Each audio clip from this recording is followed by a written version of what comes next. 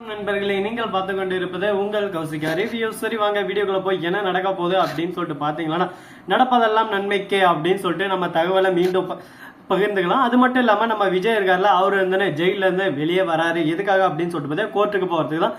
இன்னும் அவரை ரிலீஸ் செய்யலைங்க. அதனால யாரும் அவரு ரிலீஸ் ஆயிட்டாரு அப்படின்னு சொல்லிட்டு ஒரு நம்பிக்கையில இருக்க போறீங்க. நம்ம விஜய் இன்னும் ரிலீஸ் ஆகல. விஜய் இப்போதைக்கு ஜெயில தான் கஷ்டப்பட்டு இருக்காரு. அது இல்லாம தேம்பி தேம்பி தேம்பி தேம்பி அல்றாரு ஒரு பக்கம்.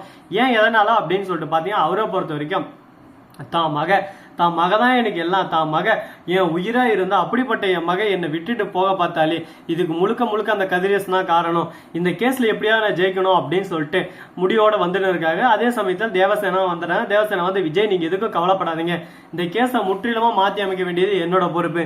இந்த கேஸ்ல நீங்க ஜெயிப்பீங்க. இந்த கேஸ் உங்களோட கேஸ் இல்லை, என்னோட கேஸ். இது என்னோட மான பிரச்சனை. இதில் நான் கண்டிப்பா ஜெயிச்சு காட்டுவேன் அப்படின்னு சொல்லிட்டு சொல்றாங்க. நீங்க ஜெயிச்சிருவீங்கன்னு சொல்லிட்டு எனக்கு கண்டிப்பா தெரியும் மேடம். ஆனா உறுதுணையா மொத்தமா நம்ம மல்லி தான் கூட இருப்பாங்க. மறுபக்கம் அரவிந்த் தான் கூட இருக்காரு. அரவிந்த் எல்லாத்தையும் பாத்துக்கிறேன்னு சொல்லிட்டு இருக்காரு. எனக்கு எந்த பிரச்சனையும் இல்லை. எனக்கு அந்த பீஸ் எதுவுமே நீங்க தர வேணாம்னு சொல்லிட்டு சொல்லிடுறாங்க. ஆல்ரெடி அரவிந்த் பே பண்ணிட்டாரு. எப்படின்னு சொல்லிட்டு பாத்தீங்கன்னா, அரவிந்த் மிகப்பெரிய கோடீஸ்வரன் வீட்டு பிள்ளை. இந்த விஷயம் யாருக்குமே தெரியாது. அரவிந்த் விஜயை காப்பாத்துறதுக்கோசம் அவரோட கட்டுப்படை எல்லாமே மீற ஆரம்பிச்சிட்டாரு. இப்போ அவங்க அப்பாவுக்கு ஃபோன் பண்ணி பணம் கேட்கிறாரு. 15 லட்சம் தேவசேனாவுக்கு கொடுத்துட்டாங்க ஆல்ரெடி. தேவசேனா அதனால தான் இந்த கேஸை எடுத்து நடத்துறதுக்கு ஒத்துணுங்கிறாங்க.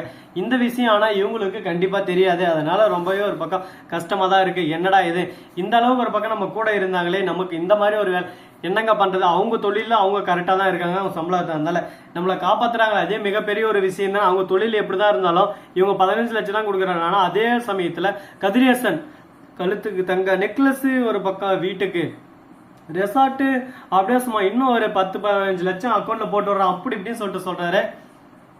இதெல்லாம் கணக்கு பண்ணும்போது இதெல்லாம் ஒண்ணுமே இல்லை. இருந்தாலும் பரவாயில்ல, நான் நியாயமா இருப்பேன். இவங்களுக்கு உதவி செய்யணும்னு முடிவு பண்ணிட்டேன். எனக்கான பீஸ் நான் வாங்கினேன் அப்படின்னு சொல்லிட்டு உதவி செஞ்சுன்னு இருக்காங்க. அதே சமயத்துல நம்ம கதிரேசன் இருக்காருல்ல, அவரு வந்து கோர்ட்ல முழுகிறார் திருன்னு. இந்த ராஜேஸ்வரி ரஞ்சிதா கையில மட்டும் கிட்ட கவிமால் பண்ணிடுறான். எங்க போனாங்கன்னு சொல்லிட்டு தெரியல. ஒரு பக்கம் போன் பண்ணா போன் எடுக்க மாட்டேறாங்க. ஐயோ எங்க போனாங்கன்னு சொல்லிட்டு தெரியல. இவங்களை 2 பேரை நம்பி நான் ஒரு பக்கம் கிணத்துல காலை வச்சுட்டேன். இப்ப நான் ஏறவும் முடியல இறங்கவும் முடியல. கயிறு போடுவாங்களான்னு சொல்லிட்டு பார்த்தா ஒரே அடியா என்னதான் போட்டுருவாங்க போல இருக்கு. விஜய் மீண்டும் வெளியே வந்துட்டானா அப்புறம் என் பேத்தி விஜய் கூட போயிருவாளே. அதுக்கப்புறம் என் பேத்தி நான் என்னைக்குமே பார்க்க முடியாது. என் மகளை எப்படி கொண்டானோ அதே மாதிரி என் பேத்தி கொண்டுருவானே, படுபாவி பையன் அப்படின்னு சொல்லிட்டு அழ ஆரம்பிக்கிறாங்க.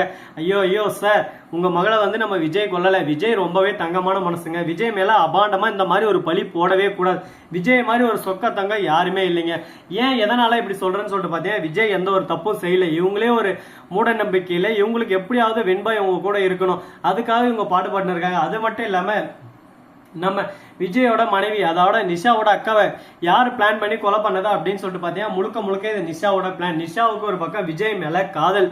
அந்த காதல் வயதுனால எப்படி இதை வெளிப்படுத்துறதுன்னு சொல்லிட்டு தெரியாம, இதனால எப்படியாவது நம்ம காதலை வெளிப்படுத்தணும்னு சொல்லிட்டு முடிவு பண்றாங்க. முடிவு பண்றதோட மட்டும் இல்லாம இதுக்கான எந்த ஒரு முடிவு எடுத்தாலும் இது எல்லாமே தோல்வியிலேயே முடியுது. என்னடா இது, நமக்கு தோல்வி ஒண்ணுதான் வழியே வா, வேற எதுவுமே ஆப்ஷன் இல்லையா கடவுளே அப்படின்னு சொல்லிட்டு கடவுளை கும்பிட்டுன்னு இருக்காங்க. அந்த சமயத்துலதான் கடவுள் உன் கூட தான் இருக்கேன், நீ கரெக்டான முடிவு எடு, நான் உன் பக்கத்துல இருப்பன்ற மாதிரி இவங்களுக்கு சரியான ஒரு பதில், சரியான ஒரு விடியே காட்டுறாரு. அது மட்டும் இல்லாம இவங்க ஒரே ஷாக் ஆயிடுறாங்க. என்னடா அது, இந்த மாதிரி எல்லாம் நடந்திருக்குமா அப்படின்னு சொல்லிட்டு ஷாக்கிங்ல பூரி போயிடுறாங்க. ஒரு பக்கம் இதை பார்க்கும்போது நமக்கு ஒரு பக்கம் சந்தோஷமா இருக்கு. எப்படியோ ஒன்னு சந்தோஷமா இருந்தா சரி. வாழ்க்கையில கஷ்டம் வரும், ஆனா கஷ்டத்தையும் இவங்க இஷ்டமா நினைச்சுக்கிட்டு இந்த வாழ்க்கையில முன்னேறி இருக்காங்க.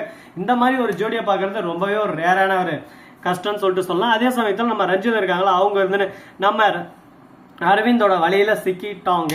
இதுக்கப்புறம் அவங்க வெளியே போக முடியாது. அரவிந்த பொறுத்த வரைக்கும் இனிமே நீதான் என் ஆளு, உனக்கு ஏத்த ஜோடி நான் தான் அப்படின்ற மாதிரி 2 பேரும் ஒரு பக்கம் ரொம்பவே டீப்பா லவ் பண்ண ஆரம்பிச்சிட்டாங்க.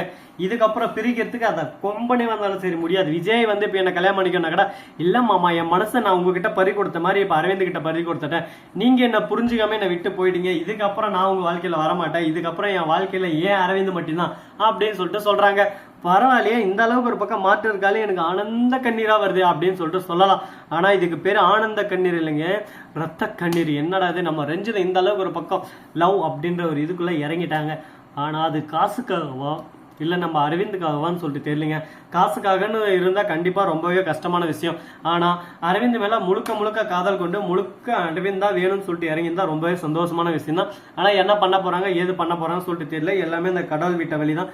கடவுள் என்ன பண்றாங்களோ அதுதான் எல்லாமே எங்க பார்ப்போம். என்னென்ன நடக்க போகுது, ஏது இது நடக்க போகுதுன்னு சொல்லிட்டு எல்லாமே நல்லபடியா நடக்கும்னு சொல்லிட்டு நம்பிக்கையோட நம்ம வாழ்க்கையில நம்ம அடுத்தடுத்து ஸ்டெப் எடுத்து வச்சு போயிட்டே இருந்தா எல்லாமே சுமூகமா இருக்கும்.